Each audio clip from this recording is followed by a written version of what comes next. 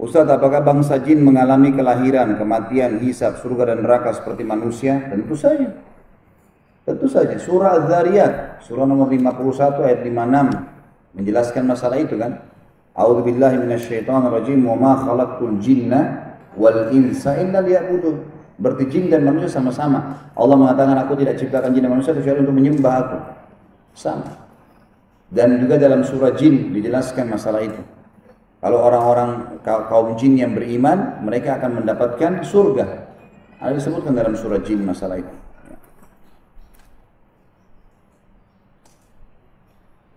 Dalam surah Thaha ayat 101 tertulis khalidina fiha. Khalidina fihi. Itu kembali kemana? Coba kita lihat ya.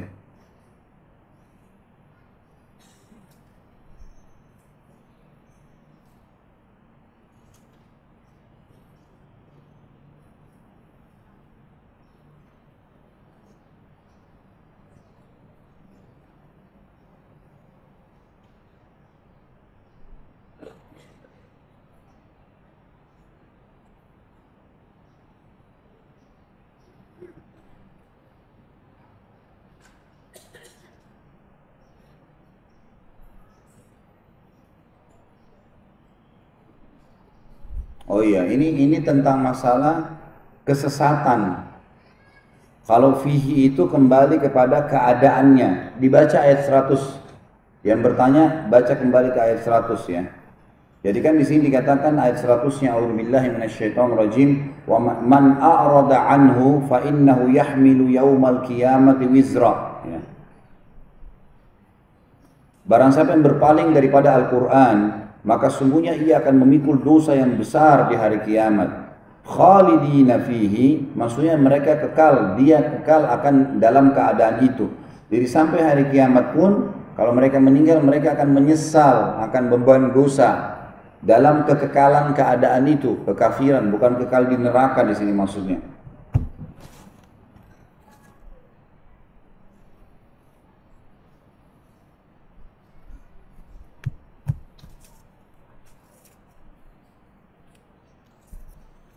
Apakah boleh mengebiri atau mensterilkan kucing jantan yang sudah punya anak 11 ekor? Karena si kucing selalu ingin kawin. Dan karena hasratnya tidak terpenuhi, kucing tersebut kencing sedikit di dalam rumah. Saya takut rumah terkena najis. Sudah dilepas keluar rumah tapi kucingnya selalu pulang lagi. Sampai tidak berani pasang karpet musola. Saran saya jangan pelihara kucing. Saran saya, lebih baik jangan. Gitu kan. Walaupun Abu Hurairah pernah memeliharanya, gitu kan, sahabat Nabi cuma beliau, yang lainnya tidak ada yang pelihara, tapi memang Nabi nggak tegur. Cuma hewan-hewan yang bertaring ini lebih baik nggak dipelihara, lebih baik. Gitu kan. Kalau masalah dia kembali lagi, mungkin bisa satu waktu Bapak Ibu sekalian pergi ke satu tempat yang jauh, kemudian dilepas. Nggak masalah, dia makhluk Allah, Allah akan kasih makan kok. Nggak perlu kita khawatir, ada jutaan kucing selain dia hidup. Gitu. Nggak masalah, lebih baik dikeluarkan, karena memang berbahaya kayak tadi kencingnya najis. Hewan-hewan yang bertaring itu kan yang dilarang makan semuanya najis, najisnya berat ya, najis hissi namanya, berat. Sama dengan kencing manusia dia hukumnya. Beda kalau ayam, ayam itu hewan yang boleh dimakan, kotorannya najis maknawi, artinya tidak menajiskan. Kalau dibersihin udah nggak ada masalah. Bagaimana bila sudah wudhu sebelum tidur? Tapi kan Allah, saya bisa beberapa kali buang air kecil sebelum benar-benar tertidur karena banyak minum. Apakah harus mengulangi wudhu sampai akhirnya tertidur? Tentu ya. Saran hadis tadi adalah bagaimana seseorang itu malah memang wudhu, tidur dalam keadaan wudhu. Jadi kalau antum masih yakin akan buang air kecil, ya tunggu wudhu. Pastikan akan ke kamar mandi ya. Kira-kira akan terpulas kapan baru wudhu. Walaupun dia sudah dapat pahala, tapi hadis tadi yang tentang malaikat akan bersamanya tidak dapat.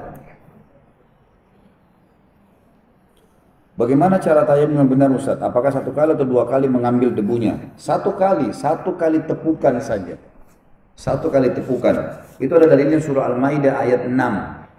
Al-Maidah itu adalah surah nomor 5 ayatnya ayat 6. Jadi kita disuruh tepuk sekali saja. Dalam hadis juga begitu dijelaskan. Menepuk, dan menepuk ini tidak harus debu yang banyak ya. Kayak kita lagi di pesawat. Di kursi pesawat itu walaupun kelihatan bersih ada debunya. Pakaian kita ini sekarang Bapak Ibu walaupun kelihatan bersih ada debunya, itu sudah cukup. Jadi menepuk di atas meja, menepuk di kursi pesawat, di kursi bus, menepuk di pakaian sender gede atau di kereta api, semua bisa gitu kan. Di dindingnya itu cukup. Tepuk sekali saja. Dan tayamum itu pada saat ditepuk hanya 2 anggota tubuh yang diusap dengan 1 kali usap. 1 kali tepuk, 1 kali usap. Mengusap wajah sekali, kemudian mengusap tangan sampai siku, gitu kan? Sekali, cukup. Nggak ada kubur-kubur dengan debu. Nah. Nggak ada kaki, nggak ada kepala, semua nggak ada. Memang begitu. Baca Al-Maidah ayat 6. Bagaimana seharusnya di saat puasa sunnah? Orang tua saya melarang puasa karena kami akan berkumpul dan makan-makan. Apakah saya batalkan puasa saya? Ya, semoga anak bungsu Ustaz sembuh. Baik, terima kasih. Tentu saja kalau memang ada acara keluarga gitu kan, dan orang tua kita memang menganggap ini adalah acara yang memang harus kumpul, kita akan bertemu sama teman-teman, sama sepupu, kerabat, memang makan tidak masalah. Bilang saja saya akan puasa, tetap saya layanin. Oh enggak, kamu harus buka puasa, ya sudah ikutin orang tua, tidak masalah. Tapi kan itu acara nggak mungkin setiap Senin Kamis kan? Masa setiap Senin Kamis ini luar biasa. Nah sekali saja, jangan jadikan alasan itu. Ibu-ibu terutama ya, sebab ada salah satu kerabat saya, anaknya itu Masya Allah dari umur 14 atau 15 tahun sudah puasa sunnah. Sampai sekarang hampir 30 tahun tidak pernah tinggalin Senin Kamis. Ibunya jadi penggoda. Jangan nanti kamu nggak tahan, nanti begini, buka puasa aja. Ibu masainnya, ibu buatin susu ya. Ini ibunya yang jadi syaitan nih. Mestinya dukung ibunya ikut puasa mestinya. Gitu ya. Jadi tidak ada masalah. Orang puasa itu bisa beraktivitas ya. Bisa melayani tamu. Hasan Basri rahimahullah itu seorang ulama tabi'in, kalau dia lagi puasa Senin Kamis gitu kan, dia sembunyikan, orang nggak tahu. Kemudian kalau ada tamu yang datang, pernah dia undang tamu di rumah hari Senin. Pada saat dihidangkan makan, orang-orang pada saat mau makan kan nunggu tuan rumah. Diambil sama dia segumpal makanan sambil dia ayo makan mulai dimasukin di mulutnya sama dia. Orang kira dia nggak puasa. Terus dilihatin dia punya, sebentar ya, terus dia ke belakang dibuang sama dia makanan itu. Terus dia kembali makan silakan. Jadi orang kira dia tidak puasa. Caranya dia bertahankan puasanya sampai begitu. Dia nggak nipu, karena memang dia mau tamunya makan, gitu kan? Supaya makan, gitu. Seperti itulah. Yang penting jangan jadikan alasan ya Bapak Ibu sekalian ya. Artinya syaitan pasti akan goda kita. 1000 godaan dari mulai sahur sampai azan maghrib itu 1 juta godaan. Panaslah, hauslah, batal aja, sunnah lah, semua bisikan. Jangan didengar, sabar. Kita akan menang dari syaitan pas azan maghrib. Udah nggak bisa buat apa-apa dia. Makanya kegembiraan pada saat itu. Ya. Puasa, nggak ada orang mati karena puasa. Kecuali ajalnya datang. Sehat tuh puasa. Bagaimana hukumnya jika anak laki-laki mendapat 2 bagian hak waris, menghibahkan haknya untuk ibu dan adik-adik perempuannya, sehingga semua mendapatkan bagian yang sama. Kalau sudah dibagi, bagi dulu. Bagi dulu persis seperti apa yang dihukum syar'i. Si laki-laki sudah dapat misalnya bagian dia 100 juta. Lalu dia mau hibahkan, setelah dia terima, ini 50 juta buat kalian bagi deh, nggak masalah. Tapi kalau dari awal sengaja dirayu, kesian nih si fulan, supaya ini anak laki yang merasa kesian lalu dikasih hak, ini nggak boleh. Sama saja egois, memang nggak boleh. Pembagian Allah buat ibu-ibu setengah, 1, laki-laki 2, harus memang hukum Allah. Ini patung masuk surga nggak ini? Kenapa kau harus bantah hukum Allah? Nggak bisa. Karena memang ibu-ibu selalu aman di sebuah sisi. Sebelum menikah, ayahnya wajib nafkahi. Ayahnya meninggal, pamannya, saudaranya, wajib semua menafkahi. Setelah menikah, suaminya nggak pernah dikenal sebelumnya, harus memberikan hasil keringatnya. Aman selalu. Laki-laki enggak. Dia dikasih nafkah sama orang tua. Bapak-bapak sini, kita teman-teman sini, hanya wajib dikasih nafkah kita oleh ayah kita sampai balik. Selebihnya sunnah. Setelah kita bekerja pun orang tua kita yang kita nafkahi gitu kan. Balik semua. Istri dan anak yang dinafkahi. Maka wajar mereka mendapatkan 2 bagian itu. Bagaimana kalau kita wudhu sebelum tidur tapi sebelum tidur buang angin. Lalu wudhu lagi. Terus buang angin lagi. Ini syaitan. Godaan syaitan itu was-was. Baca isti'adzah.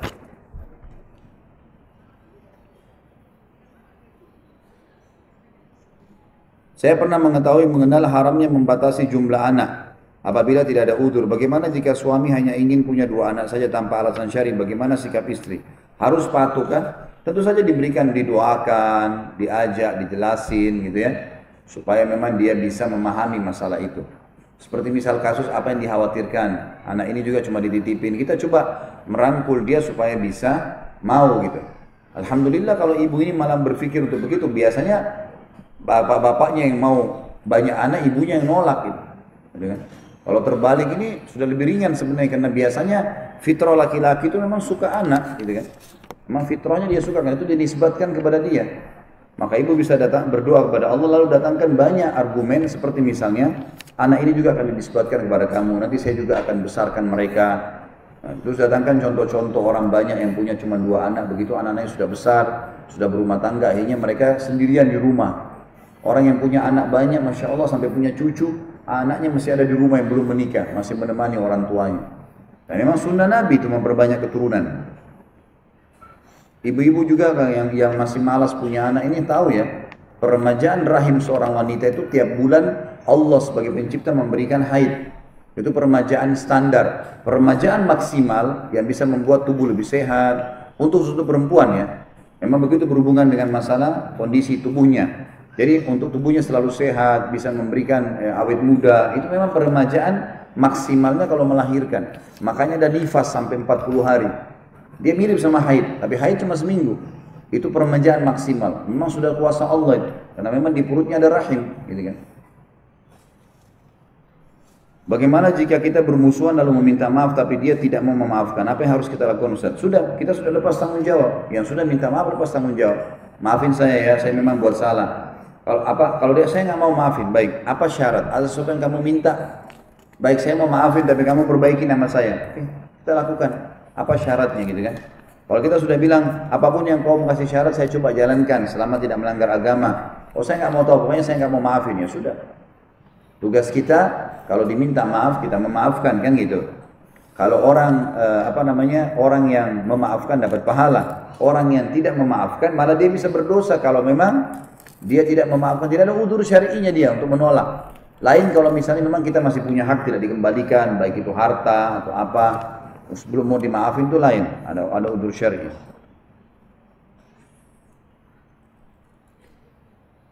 Apa hukumnya bunga dari simpanan uang di koperasi? Saya tidak tahu sistem koperasinya apa nih.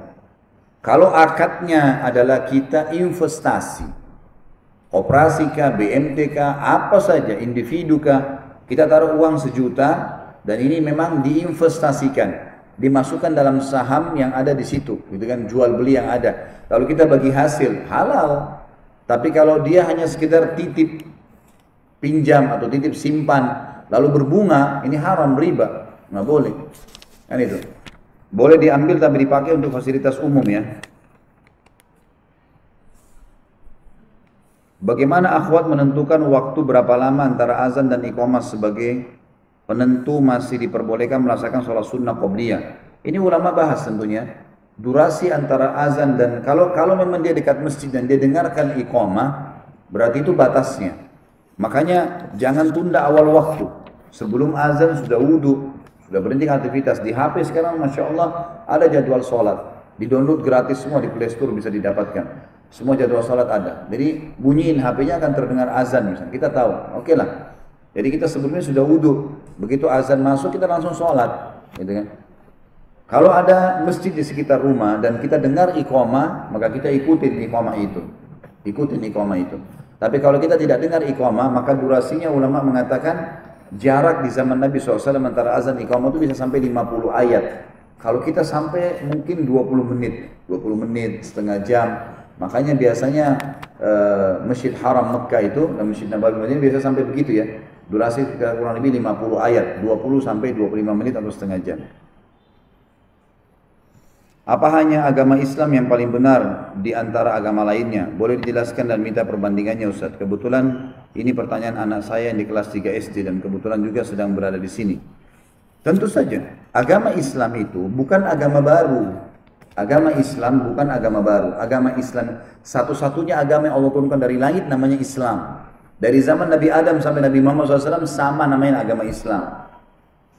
Agama Islam ini yang dibawa oleh para nabi-nabi isinya adalah beriman kepada Allah dan beriman kepada semua yang Allah suruh imani termasuk nabi-nabi dan rasul.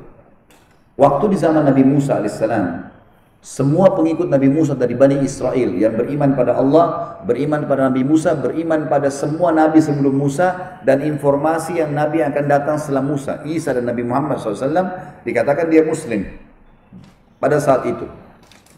Setelah datang Nabi Isa alaihissalam di lokasi dakwah yang sama, dan ini pernah saya jelaskan di Minhajul Muslim pada saat kita bahas masalah iman kepada Rasul-Rasul. Waktu Nabi Isa alaihissalam datang, maka semua dari Bani Israel wajib beriman pada Isa. Kalau mereka tidak mau, seperti kasus orang Yahudi. Orang Yahudi ini divonis oleh orang Nasrani kafir. Kenapa? Karena mereka mengaku beriman sama Allah tapi masih menolak Rasul yang datang setelah Musa. Sementara nggak bisa, harus beriman kepada semuanya, tidak terkecuali. Cuma memang dengan datangnya Nabi Isa, kita imani pada saat itu orang itu mengimani Nabi Isa alaihissalam, mengimani Nabi Musa, tapi Nabi Musa tidak lagi dipakai syariatnya. Karena Taurat sudah dihapus oleh Injil. Semua pengikut Nabi Isa pada saat itu yang beriman pada Allah, beriman pada semua nabi-nabi yang disampaikan oleh Nabi Isa dan sebelumnya, dan juga datang setelahnya Nabi Muhammad SAW, dijelaskan dalam surah Shad, ya, dalam surah Shafat kalau tidak salah, ya, yang menjelaskan Nabi Isa mengatakan, A'udzubillahi minasyaitonirrajim wa idz qala Isa ibn Maryam ya bani Israil inni rasulullah ilaikum musaddiqan lima baina yadayya minat taurati wa mubasysyiran bi rasulin ya'ti min ba'di ismuhu Ahmad. Al-ayat. Dan ingat ketika Isa berkata kepada Bani Israel, ya, aku diutus untuk kalian semua membenarkan apa ada yang dalam Taurat, gitu kan? Tapi sudah dihapus dengan kitab yang saya bawa, Injil, dan menyampaikan berita gembira akan datang Nabi setelahku bernama Ahmad, Nabi Muhammad SAW. Nah, orang yang meyakini konsep ini, beriman pada Allah, beriman pada Nabi Isa, beriman pada semua nabi-nabi sebelumnya dan Nabi Muhammad yang akan datang, namanya Muslim. Umat Islam sekarang yang datang, kenapa gelar Islam hanya diberikan kepada kita? Kenapa yang mengaku pengikut Nabi Musa dikatakan Yahudi? Kenapa pengikut Nabi Isa dikatakan Nasrani, tidak dikatakan Islam lagi? Karena setelah datangnya Nabi Muhammad SAW, bentuk keimanan yang bisa dapat status Islam mengimani Allah dan mengimani semua nabi-nabi dan rasul, tidak boleh dibedain. Termasuk Nabi Muhammad SAW dikatakan Muslim. Itulah gelar Islam kita dapatkan, dan Islam ini tidak ada bedanya antara orang bule, orang Afrika, orang Arab, orang Melayu, selama dia iman kepada Allah, iman kepada semua nabi-nabi dan rasul. Kalau ada di antara kita yang mengatakan Isa bukan nabi, kafir. Musa bukan nabi, kafir. Kita harus yakini mereka sebagai nabi. Kita harus yakin pernah turun kitab namanya Taurat dan Injil. Tapi hukum-hukum tidak lagi diterapkan. Karena sudah ada Rasul yang datang terakhir.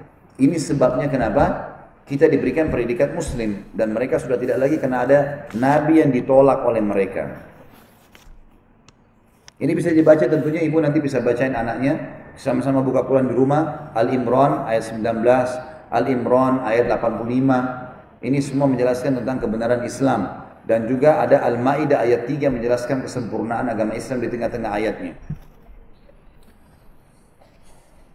Apakah sama pahala atau tingkatan pahalanya antara sedekah untuk bangun masjid dengan sedekah pembangunan rumah marbot? Kalau dia bagian daripada masjid, mudah-mudahan saja ya, bagian dari masjid. Artinya bukan terpisah. Maka tentu insya Allah sama. Misal di sini, masjid ini kemudian ada ruangan di dalam, memang kayak bangunan ini misalnya di dalam masjid, memang bagian masjid. Gitu. Insya Allah mudah-mudahan masih sama. Gitu. Tapi kalau di luar terpisah, maka itu berarti pahala membangun rumah lain dengan pahala membangun masjid. Apa benar seluruh umat manusia ini nantinya merasakan dahsyatnya kiamat meskipun sudah meninggal, kita akan dibangkitkan untuk melihatnya? Tidak benar. Nggak benar. Jadi nanti orang-orang nanti hari kiamat, orang yang sudah meninggal ya di kuburan, nggak rasakan. Nggak ada pembangkitannya. Yang melihat itu sesuai dengan hadis Nabi SAW yang berbunyi tidak akan terjadi kiamat, tidak akan menyaksikan kiamat itu semua bertabrakan satu sama yang lain ini, kecuali orang-orang yang buruk. Sebelumnya kan ada juga hadis yang saya jelaskan itu hari, di tanda-tanda hari kiamat. Salah satu tanda-tanda hari kiamat yang terakhir itu, sebelum terbitnya matahari dari timur, dari barat, gitu kan? Ada hadis yang berbunyi, tanda-tanda kiamat, Allah akan utus angin dari arah timur atau utara itu yang akan berhembus dan akan merenggut semua jiwa orang beriman. Sehingga kalau seandainya kalian orang-orang beriman berada di dalam jantung gunung, di tengah-tengah gunung, maka angin tersebut akan masuk dan merenggut nyawanya sampai tidak tersisa di muka bumi kecuali orang-orang yang buruk saja, orang yang kufur kepada Allah. Maka pada mereka lah terjadi kiamat. Apa itu kantara? Apa benar kantara berada di ujung sirat dan dekat surga? Sudah pernah kita jelaskan ini. Kantara itu berada memang di depan surga, gitu kan? Antara surga dan neraka. Sebuah tempat luas, lapangan di mana orang surga akan berkumpul, menunggu satu sama yang lain. Setelah semua penghuni surga selesai hisabnya, sudah lewat sirat, sudah berkumpul di kantara, lalu Allah SWT membersihkan sisa-sisa masalah di antara mereka. Seperti misal, si A sama si B punya masalah. Misal, si A pernah menggibah si B. Sama-sama muslim. Meninggal tidak sempat minta maaf. Di timbangan amal, si B datang menuntut si A di hadapan Allah. Ya Allah, ini orang pernah gibah saya.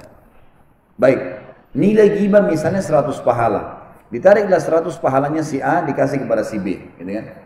Sekarang setelah selesai diambil pahalanya oleh si B, ternyata pahala si A yang tersisa masih loloskan dia masuk surga. Kan si B sama si A tadi punya masalah di timbangan ya. Tapi sekarang si B lolos masuk surga karena dapat pahala dari si A tambahan. Si A juga masuk surga karena setelah dikurangi pahalanya yang diambil oleh si B, tetap masih cukup. Dua-duanya ketemu di kantor. Nah ini orang-orang begini Allah bersihin. Suami istri yang pernah bertengkar di dunia, kemudian mereka sudah ditimbang amalnya, sudah saling menuntut, sudah selesai, ternyata masih sama-sama lolos. Itu dibersihin semuanya di kantor tempatnya. Setelah itu baru datang Nabi Muhammad SAW mengetuk pintu surga dan akan masuk bersama dengan umatnya. Anda baru hijrah, Alhamdulillah. Anda ingin bertanya, siapa ustadz-ustadz yang senior yang sudah lama berdakwah sunnah ini yang bisa Anda ambil ilmunya? Allahu alam. Saya tidak tahu semua yang senior-senior siapa. Tidak ada senioritas dalam dakwah. Siapa di antara mereka yang berdakwah? Semua teman-teman ini dai, sama-sama dai. Nggak ada bedanya. Jadi jangan sampai dianggap, oh ini karena ini lebih tua, lalu ini lebih dalam ilmunya, belum tentu. Siapa di antara mereka menyampaikan ilmu yang benar, terima. Gitu kan? Terima, insya Allah cukup. Dan ciri pengajian yang benar adalah pengajian sunnah ini, kalau mereka mengatakan kalau Allah, kalau Rasul. Dari tadi kita begitu ya. Dari tadi kita, ini firman Allah dalam surah ini sabda Nabi SAW riwayat ini. Jelasin, tidak ada perkataan orang di situ.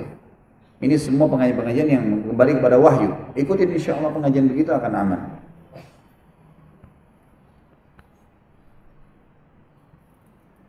Ini juga ditanya hal yang sama.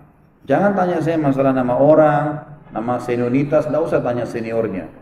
Siapa saja yang mungkin saja dai itu masih baru terjun di Jakarta 1 tahun, 1 bulan, mungkin baru berapa hari.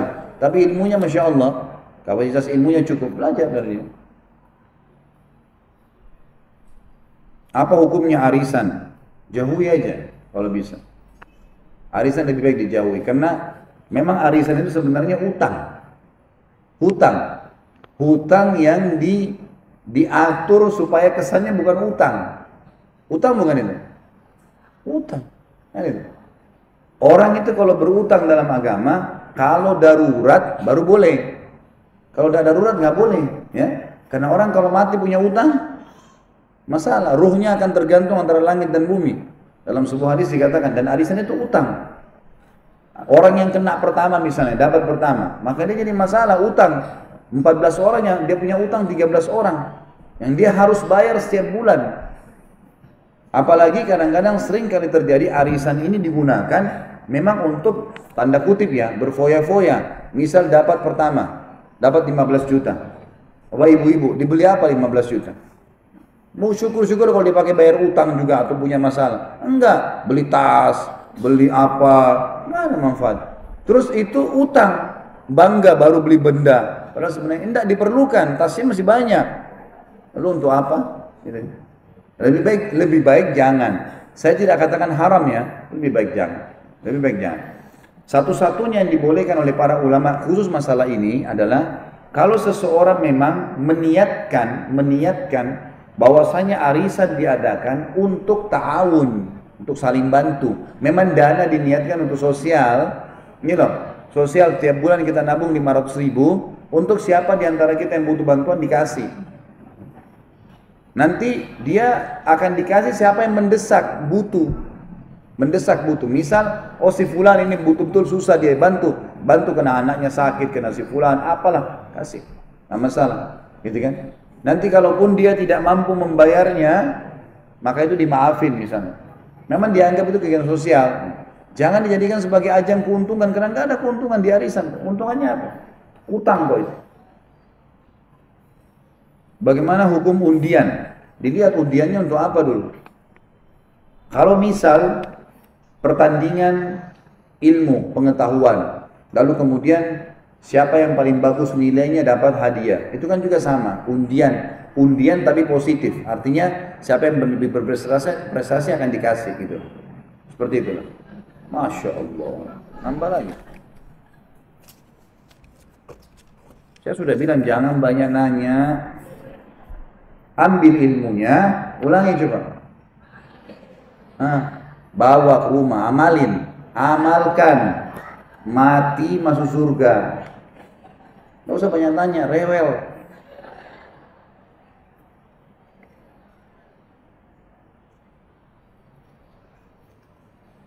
Jadi kalau undian tadi sifatnya tadi ya, masalah ada orang yang prestasi lalu kemudian dikasih hadiah. Di situ mereka mengejar prestasi seperti pertandingan anak-anak ya, kecerdasan, tilawah Al-Quran, musabaqah Al-Quran, gitu kan, musabaqah hadis, dikasih hadiah itu nggak ada masalah. Tapi kalau undian ini adalah seperti misal sering di mall-mall tuh, dikasih atau di bank atau di apa, dikasih mobil, dikasih macam-macam ya.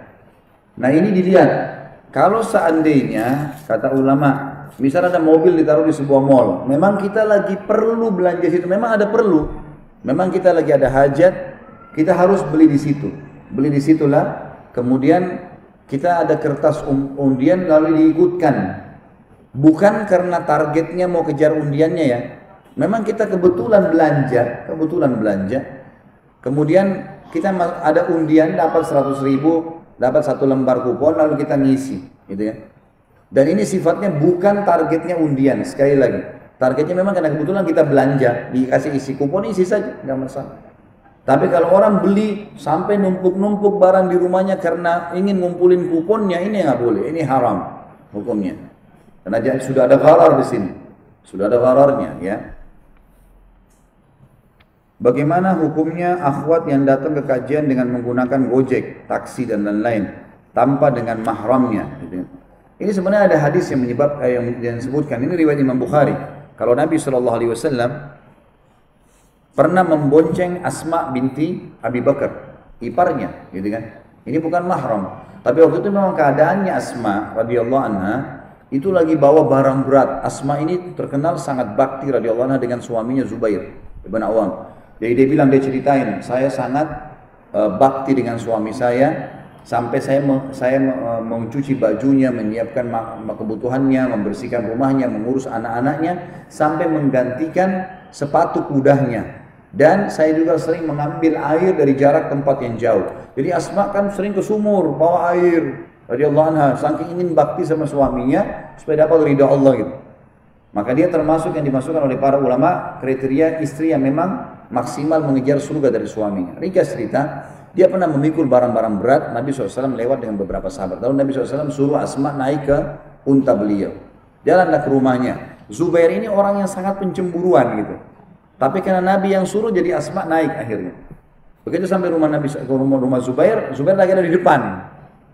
Nabi SAW suruh turun Asma, begitu turun Asma ketakutan sama suaminya. Kata Asma, Rasulullah yang suruh saya naik tadi, gitu kan. Lalu kata Zubair sambil senyum, apakah saya cemburu dengan Nabi SAW? Mustahil itu. Nabi mau buat apa gitu, nggak mungkin. Gitu. Di sini ada sebagian ulama mengatakan, pada saat sebuah transportasi sudah tidak ada lagi kecuali itu. Tidak ada lagi kecuali itu. Artinya memang yang lainnya malah lebih besar mudaratnya. Misal, kalau ada akhwat kita naik bus malah lebih berbahaya. Mungkin lebih dempet-dempet, lebih ada pelanggaran, tersentuh badan dan seterusnya, gitu kan? Kemudian dianggap ojek ini atau apalah namanya, Gojek sekarang dan seterusnya. Ini dianggap transportasi di depan umum terbuka, semua orang lihat, tidak ada sentuhan badan. tidak ada komunikasi terjadi, ya, tidak ada batas antar saya ke sini, misal. Tidak ada komunikasi, berapa umurmu, tinggal di mana, segala ini nggak ada. Komunikasi syaitan, ini insya Allah nggak masalah. Karena waktu kasus yang lain kata ulama yang berpendapat ini ya, yang pendapat ini mengatakan sama kasus pada saat Aisyah radhiyallahu anha tertinggal di perang Bani Mustaliq, lalu diselamatkan oleh Safwan. Naik di atas untanya Safwan, Safwan menarik unta tersebut, ya, berdua. Tapi keadaan Aisyah akan kena mudarat kalau enggak, gitu. Ya sendirian nggak mungkin, dan Safwan bertugas, maka di sini dibolehkan, gitu kan? Selama tempat umum dan memang transportasi yang lebih besar mudarat atau memang tidak ada yang lainnya. Kalau masih ada yang lain, alhamdulillah sangat bagus gitu. Seperti misalnya kalau akhwatnya bisa menggunakan motor misalnya ya, kemudian ada di antara ummahat atau orang pengajian yang memang punya kelebihan rezeki bisa membantu untuk menyicilkan atau memberikan motornya dicicil dengan dia. Nah, dalam Islam boleh ya. Jadi di sini ummahat dan akhwat kita yang punya kelebihan harta itu bisa sebenarnya kita membuka sistem syar'i dengan cara misal ada orang yang tidak punya kemampuan, dia butuh transportasi dan berbahaya kalau dia tidak pakai transportasi karena umum ini agak berbahaya. Misal di antara akhwat kita. Kemudian datang dan berkata kepada seorang ummahat juga, saya butuh sekali motor, nilainya 15 juta. Saya mau beli motor, tapi saya nggak ada duit. Bisa saya dibeliin nggak? Lalu si ukht yang kedua, ya, ini mengatakan yang punya uang, baiklah, saya belikan. Tapi saya jual sama kamu 18 juta ya. Saya jual sama kamu. Sekarang barangnya belum dibeli. Tapi kesepakatan dulu dari awal, ijabnya. Ada ijab qabul, syarat jual beli ada ijab qabul. Ijabnya ini tak negosiasinya. Gini, gini, gini. Nanti kalau sudah setuju baru qabulnya, gitu kan? Baru terjadi akad setelah itu. Maka kalau setuju misalnya si yang mau beli motor mengatakan baiklah, tapi saya nggak mampu, saya cuma bisa dapat pendapatan 2 juta per bulan, 1 juta saya bisa jadi 1 juta, saya pakai kebutuhan saya. Yang pemilik modal mengatakan nggak masalah, bayar 1 juta. Berarti 18 juta 18 bulan. Terjadi transaksi halal, akadnya jual beli. Nggak usah KPR di bank. Yang pemilik modal bisa dapat keuntungan, yang butuh motor juga bisa dapat motor, gitu kan? Ini insya Allah boleh, nggak ada masalah. Apakah boleh jika sedang jam kerja kita keluar mengikuti kajian kemudian masuk kerja lagi? Nggak boleh. Nggak boleh. Kecuali izin. Izin. Jadi maksudnya kalau lari ya, ini tugas kerja, lari aja deh keluar. Gitu kan? Karena ini taklim, nggak boleh.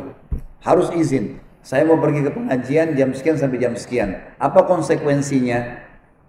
Oh nanti kamu harus ganti jamnya. Baik, saya ganti jamnya sebentar. 2 jam saya talim, 2 jam saya lembur, nggak masalah. Oh dipotong gaji kamu 2 jam, baik potong aja. Tapi transparan, saya mau ke pengajian di sini alamatnya. Buatin surat kalau perlu. Permohonan saya setiap hari ini misalnya Selasa hadir pengajian dari jam sekian jam sekian saya harus tinggalin tugas gitu di kantor. Kalau saya diizinkan maka saya akan ikut. Apa konsekuensinya? Ikuti saja. Misal dipotong gaji 2 jam, bisa disuruh ganti lembur, oke, jalanin.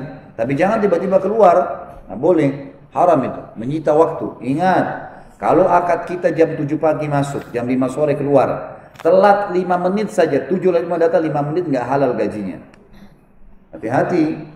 Al-mu'minuna ala syurutihim, kata Nabi SAW. Orang mukmin harus tepat dengan kesepakatan. Nah, boleh enggak? Kalau sebentar ini sudah terlanjur, pulang ke sana sampaikan. Saya tadi ikut kajian, karena saya ingin dapatkan ilmu jam sekian sampai jam sekian. Saya tidak sempat izin, apa konsekuensinya? Saya bisa dimaafin nggak? Dan ini mungkin saya akan kerjakan, mungkin setiap Selasa saya akan ikut pengajian, misal contoh. Jadi kan, apa yang saya harus lakukan? Baik ajukan ini, ajukan itu, ikuti aja syaratnya. Jadi resmi, selesai, nggak ada masalah. Apakah wanita haid tetap bisa wudhu sebelum tidur dan selalu jaga wudhu? Wanita haid dan nifas yang mereka tinggalkan hanya yang dilarang saja. Apa yang dilarang, Bu? Sholat, puasa, 2 ini induknya. Selebihnya menyentuh fisik Al-Quran kalau murni Al-Quran. Itu selebihnya. Berhubungan biologis di kemaluan dengan pasangan. Ini lebihnya 2. Tapi intinya yang umum puasa sama sholat. Selain daripada ini, wudhu sebelum tidur, baca zikir pagi sore, jenguk orang sakit, datang dalam majelis ilmu, semua boleh. Yang dilarang saja ditinggalkan. Termasuk fatwa ulama boleh wanita haid masuk masjid ya. Itu fatwa terakhir boleh. Asal dia tidak mengotorinya Dan kalau dia lagi sholat, kan sekarang alhamdulillah tidak seperti dulu ya, sudah ada pembalut, sudah rapi, sudah segala. Dan juga kalau lagi sholat dia nggak boleh mutus saf. Jadi misalnya kalau lagi waktu sholat harus minggir ke pinggir, ke belakang biar yang lainnya. Ini juga banyak terjadi kalau sholat id. Sholat id itu saya sarankan kalau ada sini jadi panitia, usahakan untuk wanita haid dan nifas dikasih sendiri di belakang. Mereka nggak memutus saf karena sering kali kalau sholat id itu bolong-bolong, gitu kan.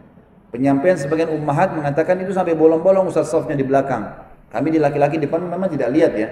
Tapi ini penyampaian seorang ummahat yang mengatakan pada saya, maka saya bilang itu tidak boleh. Maka panitia semestinya membuatkan misalnya dikasih ada tanda warna kuning, ditulis itu.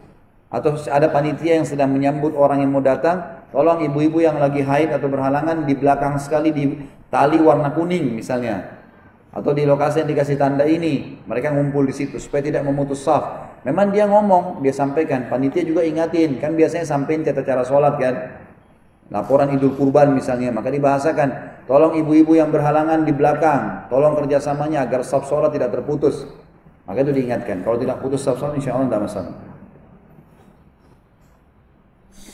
Manusia dimasukkan oleh Allah ke dalam surga yang berbeda-beda tergantung tingkat keimanannya. Apakah bisa seorang minta untuk bersama jika berbeda surga? Tentu saja nggak bisa kecuali suami istri. Ya, kecuali suami istri itu kemungkinan ya suaminya akan mengangkat derajat istrinya. Ya. Atau sebaliknya, nah, itu bisa terjadi. Tapi kalau selain daripada ini nggak bisa. Cuman bertemu bisa. Bertemu. Misal ada saudara kita, masya Allah ibadahnya luar biasa, kita kurang. Nggak bisa kita minta sama dengan dia. Resiko siapa suruh malas. Ya harusnya rajin. Apakah sahih kawan yang soleh akan bertanya kepada Allah Ta'ala mana sahabatnya, menanyakan sahabatnya waktu di dunia yang sholat bersamanya, jikalau kawannya ada di neraka, kawan yang soleh akan menolongnya masuk ke dalam surga. Sahih. Sudah kita sebutin ini waktu bahas masalah neraka. Masuk dalam syafaat orang-orang beriman. Itu ada. Kalau pegang bukunya bisa dilihat di bab-bab terakhir. Sudah kita bahas masalah itu. Jadi nanti akan ada orang-orang yang beriman pada Allah di surga, lalu Allah bertanya padanya, ya, apakah kalian sudah puas? Lalu mereka mengatakan, ya Allah masih ada teman kami yang belum kami temukan, gitu kan? Yang dulu sholat bersama kami. Kemudian kata Nabi, kata Allah SWT, pergilah ke neraka dan ambillah mereka. Tapi nanti masuk ke surganya sesuai dengan kadar amalnya dia. Bukan berarti akan sederajat dengan temannya yang soleh itu. Karena semua orang beriman akan masuk surga ya. Tentu syaratnya muslim. Biar sahabat dekatnya kalau kafir nggak bakal bisa. Ini hanya orang Islam. Apakah boleh wudhu di kamar mandi yang ada WC-nya, kemudian membaca atau mengucapkan tadi asyhadu an la ilaha illallah dan seterusnya? Kalau kamar mandi dan WC digabung boleh. Di wastafelnya, di batafnya, di showernya boleh. Yang tidak boleh zikir hanya di WC. Larangan itu di WC, tempat buang air besar, buang air kecil. Kalau tempat mandi nggak ada masalah. Sebelum tidur berwudu, kemudian tidur dan berdoa. Lalu sebelum pulas batal, apakah harus berwudu lagi? Sudah saya jawab. Masih ditanya, ini kemana tadi? Bagaimana aku memakai cadar? Khilaf di antara ulama. Ada yang mewajibkan, ada yang mensunnahkan. Kalau Syekh Albani termasuk mensunnahkannya, kalau ulama yang lain mewajibkannya, gitu kan. Tapi intinya kalau kita ambil tengah-tengah, afdalnya wanita menggunakan cadar. Pahalanya lebih besar. Pahalanya lebih besar, lebih sempurnakan tutup auratnya. Karena Allah SWT. Menurut mazhab Maliki dan Hanafi, kaki tidak termasuk dalam aurat wanita. Apakah benar? Jadi boleh kaki wanita terlihat tidak memakai kaos kaki? Allahu a'lam. Saya tidak pernah temukan pribadi. Yang saya tahu semuanya sepakat yang bukan aurat telapak tangan dan wajah saja. Selain daripada itu masuk. Apakah anak bisa membawa orang tuanya ke surga? Bisa. Apalagi kalau anaknya meninggal sebelum balik. Itu menjadi sebuah karunia yang luar biasa. Karena Nabi SAW pernah keluar dari masjid meramas baju seorang sahabat dengan sangat keras sampai sahabat itu kaget. Lalu kemudian Nabi SAW mengatakan, sungguh ya demi zat yang ubun-ubunku dalam genggamannya, seseorang di antara kalian akan dipegang badannya oleh anaknya yang mati sebelum balik seperti saya memegang bajumu sekarang, sampai mereka bersama-sama dimasukkan ke dalam surga. Tapi kalau sudah balik, tergantung amal solehnya. Maka hukumnya adalah hukum umumnya kaum muslimin yang bisa memberikan syafaat kepada orang lain. Jika anak kita Masya Allah sangat soleh, apakah anak kita bisa membawa kita ke dalam surga? Sudah saya jelasin tadi. Bila seorang wanita pernah menikah 2 atau 3 kali karena suaminya wafat, bukankah wanita tersebut akan berkumpul dengan suami yang paling soleh di akhirat? Jika suami terakhir tidak soleh bagaimana? Setahu saya ya sama suami yang terakhir, karena dia khidmahnya sama suami yang terakhir. Makanya jangan cari suami yang kurang soleh. Kalau mau nikah lagi cari yang lebih soleh. Sulit Ustaz, nggak sulit, berdoa sama Allah, dikasih insya Allah.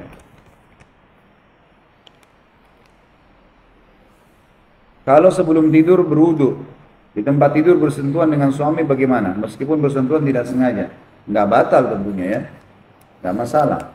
Karena memang jumhur ulama mengatakan tidak batal wudu kalau tidak dengan syahwat, gitu kan? Tidak dengan syahwat. Itu pendapat diambil daripada hadis Bukhari, bahwasanya Aisyah berkata pernah Nabi SAW mengecupku, menciumku, kemudian pergi ke masjid menjadi imam sementara beliau tidak wudu lagi. Tidak wudu lagi. Artinya selama itu adalah kasih sayang, sentuhan, rangkulan, suami istri memang harus bersentuhan dan tidak dengan syahwat maka tidak batal. Kalau sampai terjadi hubungan biologis, misal, maka tentu saja wudu yang pertama sudah dianggap batal ya. Dan sunnahnya kalau orang selesai berhubungan biologis, kalau mau tidur wudu juga. Ada fadilah yang lain tuh. Sebelum tidur wudu, gitu kan? Itu berarti wudu bergabung bisa antara wudu sebelum tidur dan wudu orang selesai berhubungan biologis.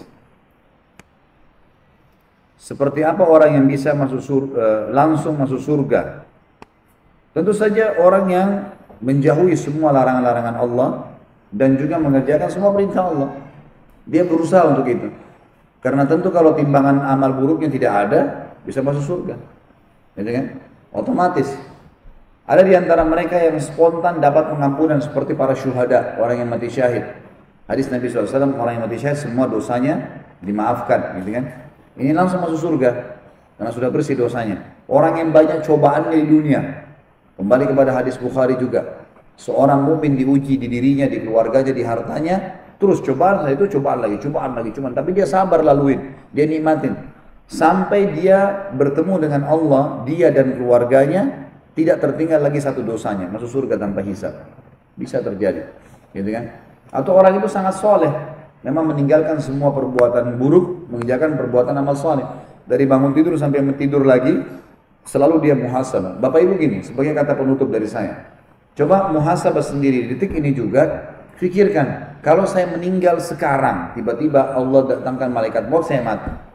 Saya ke surga atau ke neraka? Bapak Ibu tahu sendiri. Karena amal setiap hari Bapak Ibu yang tahu apa yang dikerjain.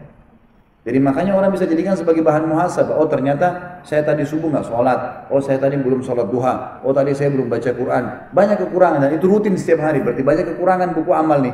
Oh ternyata saya masih sering gosip. Saya masih sering ini dusta dan seterusnya. Kita tahu perbuatan yang kita kerjain. Gitu kan? Maka kita akan tahu ini ke surga atau ke neraka.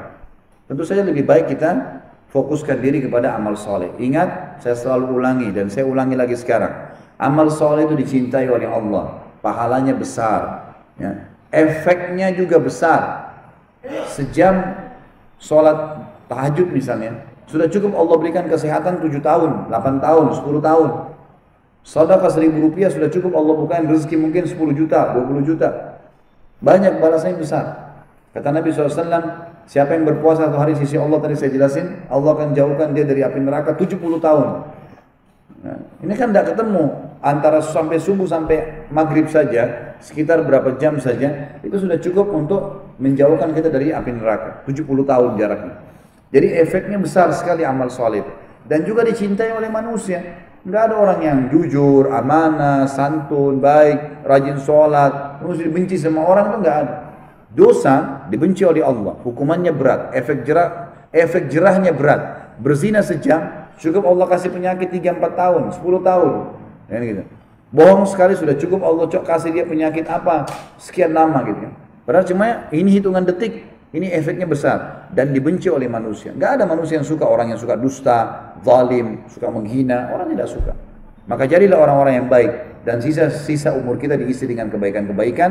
Kalau yang pernah melakukan perbuatan salah tinggal bertaubat kepada Allah SWT, semoga Allah maafkan.